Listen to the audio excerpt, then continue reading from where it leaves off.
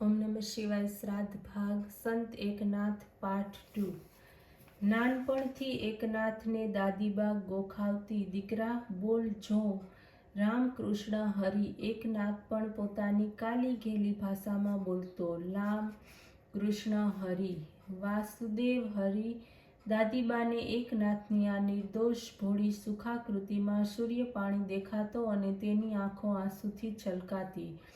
આ જોઈ એકનાથ કહેતો, દાદી તું રડે છે? દાદા તો રોજ મને કહે છે કે રડતા છોકરા ભગવાનને ગમતા નથી. તને ખબર છે કે દાદા દાદી કહેતા હતા કે ભગવાનને જગત હસવા માટે બનાવ્યું છે, રડવા માટે નહીં. અને દાદી બાળ એકનાથની આ ઠાવકાભરી વાતો શિખામણ સાંભળી ઝટઝટ આંસુ લૂંછી નાખતી. એકનાથને દાદીએ માતૃદેવો ભવનો પાઠ ભણાવ્યો ત્યારે ફટ દઈને એકનાથે પૂછ્યું, દાદી મારી બા નથી તો પછી હું નમસ્કાર કોને કરું? દાદીએ બહાલથી કહ્યું, બેટા તું મને નમસ્કાર કરીશ તો તારી બાને પહોંચી જશે. હું તારી દાદી છું તેમ તારી બા પણ છું. વૈદિક સંસ્કૃતિ પણ બા છે.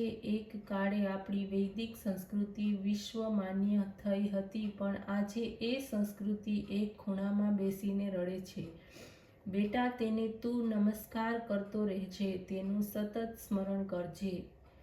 એ બા તું કોઈ દિવસ ભૂલતો નહીં.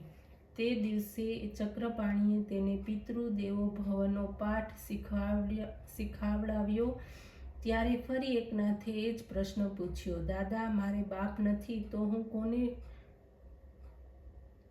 પગે લાગુ? દાદા બેટા તું મને પગે લાગજે. એકનાથ હું તમને પગે તો લાગીશ, પણ તમે તો મારા દાદા છો.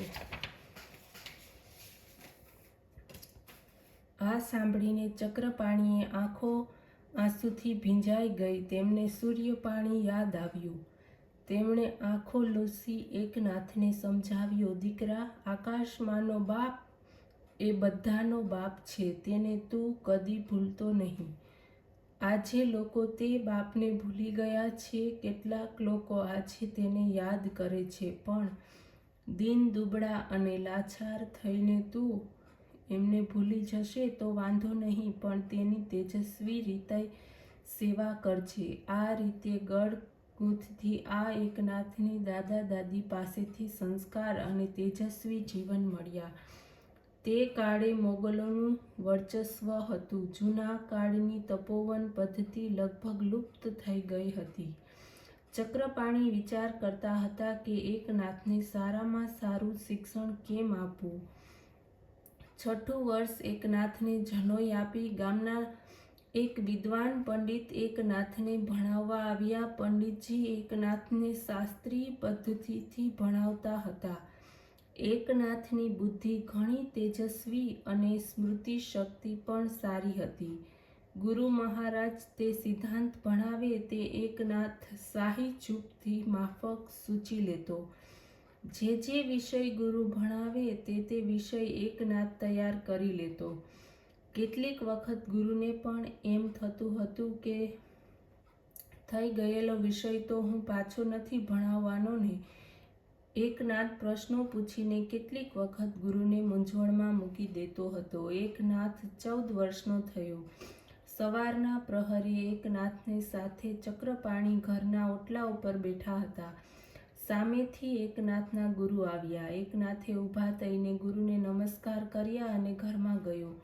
ગુરુ ચક્રપાણીની બાજુમાં બેઠા અને કહ્યું, ચક્રપાણીજી હું એકનાથને ભણાવું છું, તે પેટ ભરવા માટે નહીં હો. પંડિતજીની આવી વાતથી ચક્રપાણીને આશ્ચર્ય થયું. તેમણે પૂછ્યું, શું નાથને હાથે કંઈ મૂર્ખાઈ થઈ છે? તમે આવું વાકું કેમ બોલો છો? નાથને હાથે મૂર્ખાઈ? અરે ના રે ના, એ તો ન ભૂતો ન ભક્તિ ભવિષ્યતિ જેવી વાત છે. એકનાથમાં વિવેક અને વિનયનો સુમેળ છે. પ્રજ્ઞા અને નમ્રતા બંનેનો તેના જીવનમાં સમન્વય છે. પંડિતજીએ કહ્યું, તો પછી તમે આવું કેમ બોલો છો? ચક્રપાણીએ પૂછ્યું. ખરી વાત કહું, નાથને ભણાવવા જેવું મારી પાસે હવે કાંઈ જ બાકી રહ્યું નથી. જૂના કાળના માણસો કેટલા પ્રાંજલ અને પ્રામાણિક હતા. ગુરુની નમ્રતા જોઈ એકનાથ દોડતો આવીને ગુરુને પગે પડ્યો. તેની આંખો કૃતજ્ઞતાને લીધે ભીની થઈ હતી. ગુરુએ તેના બંને હાથ પકડીને તેને ઊભો કર્યો. પીઠ પર હાથ ફેરવતા ફેરવતા કહ્યું, બેટા, મારી પાસે હવે તને ભણાવવા જેવું કંઈ બાકી રહ્યું નથી. તું ખાતરી રાખજે કે તને કોઈ દૈવી ગુરુ જરૂર મળશે અને તે તારું જીવન સોનાનું બનાવશે. ગુરુએ એકનાથને માથે હાથ મૂકી આશીર્વાદ આપી ભારે હૈયે વિદાય લીધી. એકનાથ પાસે જબરજસ્ત બુદ્ધિ હતી. કોઈ પણ વિષય ઉપર તે અડધી ક્ષણમાં પકડ મેળવી લેતા. વિવેક અને નમ્રતા તેમના જીવનમાં વણાઈ ગયા હતા. કોઈ દિવસ કોઈ બાબતમાં તે હઠ ન પકડતા. તેની દાદી જે આપે તે લેતા.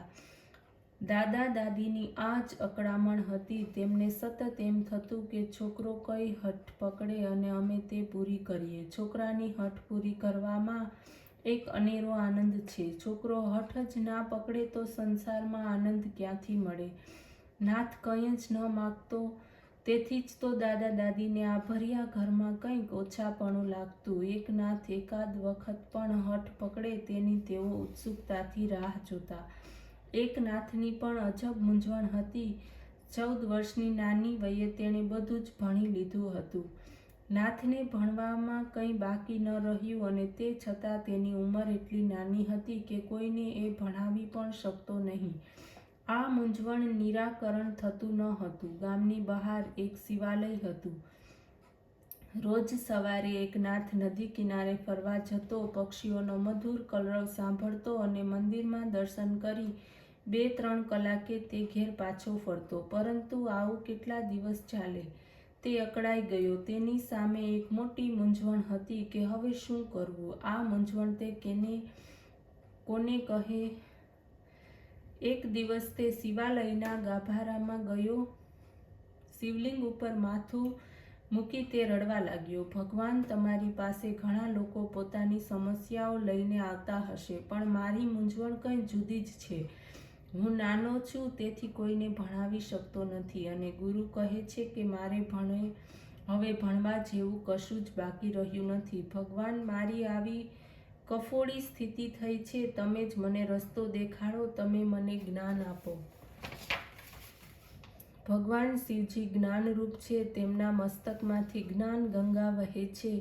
શુભ્ર સીતાતલ ઉપર તે બેઠા છે. તેની બેઠક ઊંચી હોય. જેના જીવનની બેઠક ઊંચી અને ભવ્ય હોય તે ગુરુ થઈ શકે. મસ્તક ઉપર જેણે શીલનો ચંદ્ર ધારણ કર્યો છે, કામ, ક્રોધ, લોભ વગેરે ઝેરી સર્પોને જેણે નિર્વિષ કરી નિર્ભયતાથી ગળામાં પહેર્યા છે, ભભૂતિને જે વૈભવ સમજે છે, સ્મશાનમાં જેનું વસતી સ્થાન છે, તેવા જ્ઞાનેશ્વર શિવજી ભૂત પિશાચોને પાસે લે તો શું મારા જેવાને પાસે ન લે? તે આવી રીતનો વિચાર કરતો હતો. એટલામાં મંદિરના ગાભારામાંથી અવાજ આવ્યો, નાથ, તને સદગુરુએ જોઈએ તો ઉઠ, દેવગિરી ઉપર જા, દેવગિરી ઉપર જા, ઉઠ એકનાથ. નાથ હૃદય તે અવાજમાં રમવા લાગ્યું. આ અવાજ ક્યાંથી આવે છે એને સમજાયું નહીં. આ નિર્જન જગામાં કોણ બોલતું હશે? મંદિરની અંદર તેમજ બહાર તે ફરી આવ્યો. આજુબાજુ તો પક્ષીઓ પણ ન હતા. ફરી અવાજ આવ્યો, નાથ, તને સદગુરુ જોઈએ છે ને? તો ઉઠ, દેવગિરી ઉપર જા. જા, દેવગિરી ઉપર જા, ઉઠ નાથ. એક જ શબ્દો અને એક જ અવાજ. આ સંદેશો ક્યાંથી આવે છે તેની તેને ખબર ન હતી. બીલીના ઝાડની લીલી ડાળખી ઉપર સાંભળેલી વાણી તેને એક કાંટાથી લખી રાખી. તે શબ્દો હૃદયમાં ઘૂમવા લાગ્યા. મોડી સાંજે એકનાથ ઘેર આવ્યો. આજે ઉદાસ દેખાતો હતો, તેથી ચક્રપાણીનો જીવ ઊંચા નીચો થયો હતો. પ્રેમથી તેની પીઠ પર હાથ ફેરવી દાદાએ પૂછ્યું, નાથ, આજે ઉદાસ કેમ દેખાય છે? આવેલું રુદન ગળી જઈને એકનાથે કહ્યું, કંઈ નથી દાદા, તમને નકામું જ એવું લાગે છે. એટલામાં દાદીબાનો અવાજ આવ્યો, નાથ, બધું જલ્દી પતાવી લે. સંધ્યા કરી જલ્દી આવ. થાળી પીરસી છે. નિત્ય કર્મ કરી નાથ જમવા બેઠો, એક શબ્દ પણ ન બોલ્યો. સવારે સાંભળેલી વાણી કાનમાં ગૂંજતી હતી, તે એને અન્ન ખાવા દેતી ન હતી. દાદા દાદીને કહ્યું, ના જ, એવું કાંઈ નથી. એકનાથે બનેલી ઘટના કોઈને કહી નહીં. હંમેશા વાતો કરનાર નાથ આજે મૂંગો મૂંગો જ જમ્યો અને પોતાની પથારીમાં જઈને પડ્યો. દીવો બુઝાવી તે વિચાર કરતો હતો, દેવગિરી પર જઉં, દાદા દાદીને છોડીને જઉં. આ વિચારથી તેના શરીર કંપ છૂટ્યો. દાદા દાદીની પ્રેમની નાજુક બેડી તોડી જવું કઠણ છે, એ કલ્પનાથી જ તેને આંખોમાંથી અશ્રુધારા વહેવા લાગી. પણ તે જોવા માટે કોણ હતું? મા બાપ તો ચાલ્યા ગયા હતા, દીવો પણ બુઝાઈ ગયો હતો. પૌત્રના આંસુ દાદા દાદીની નજરે પડ્યા નહીં. તેના મનમાં ચાલતું રહેલું તોફાન વૃદ્ધ દાદા દાદીને સંભળાયું નહીં. તે બંને ઓરડીમાં આવ્યા ત્યારે એકનાથે ગાઢ નિંદ્રામાં પડ્યો હતો. મોટા માણસોના જીવનમાં હંમેશા આવા નાજુક પ્રસંગો આવે છે અને તેમનું મન દ્વિધામાં પડી જાય છે. અર્જુન સામે પણ આવો જ નાજુક પ્રશ્ન હતો, લડું કે ના લડું? વૃદ્ધ ચક્રપાણી સવારના ઉઠ્યા. તેમણે જોયું તો એકનાથ તેની પથારીમાં ન હતો. છોકરો સવારના પહોરમાં ક્યાં ગયો? બોલતા બોલતા તે કામે લાગી ગયા. તડકો તપી ગયો ત્યારે એકનાથ ઘરમાં આવ્યો. એકનાથના ચહેરા ઉપર તેજ દેખાતું હતું. ગઈકાલની ઉદાસીનતા ચાલી ગઈ હતી. તેને જોતા ચક્રપાણીએ પૂછ્યું, ક્યાં ગયો હતો? ગુરુજી પાસે ગયો હતો. આટલો વહેલો? મારે કામ હતું. કેવું કામ? નહીં કહું. ભલે ભાઈ, નહીં કહેતો. એટલામાં દાદીમાએ નહાવા માટે બૂમ પાડી. દાદીની બૂમ સાંભળી નાથ નહાવા ગયો. તે રાત્રે ગુરુજી પાસેથી મેળવેલી માહિતી પર વિચાર કરતા સૂવા ગયો. એકનાથે મનમાં નિશ્ચય કર્યો હતો કે મધ્યરાત્રિ પૂરી થતાં જ દેવગિરીનો રસ્તો પકડવો. દાદા દાદીના પ્રેમ કરતાં પણ પારમાર્થિક ખેંચાણ પ્રબળ થયું. મધ્યરાત્રિ પૂરી થતાં જ તે ઉઠ્યો. નિંદ્રાધીન થયેલા પ્રેમાળ દાદા દાદીને તેણે પેટ ભરીને જોઈ લીધા અને તેમને વંદન કરીને ઘરની બહાર નીકળ્યો. ઓમ નમઃ શિવાય.